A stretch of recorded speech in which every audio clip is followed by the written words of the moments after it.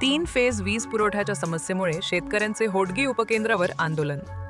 कणबस, आहेरवाडी आणि शिरवळ परिसरातील शेतकऱ्यांना गेल्या अनेक दिवसांपासून 3 फेज वीज पुरवठा सुरळीत मिळत नसल्याने शेतीच्या कामांवर मोठा परिणाम होत आहे।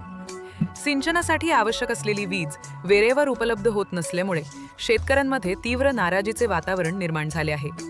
या समस्येबाबत अनेक वेळा संबंधित विभागाकडे पाठपुरावा करूनही कोणतीही ठोस कार्यवाही न झाल्याने संतप्त शेतकऱ्यांनी होडगी उपकेंद्रावर आंदोलन केले।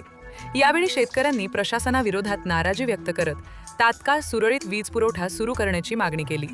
दरम्यान शेतकऱ्यांनी यापूर्वी आमदार सुभाष देशमुख यांनाही निवेदन देऊन समस्या मांडली होती। मात्र अद्याप या प्रश्नावर कोणताही निर्णयात्मक तोडगा निघालेला नसल्याचा आरोप आंदोलक शेतकऱ्यांनी केला आहे।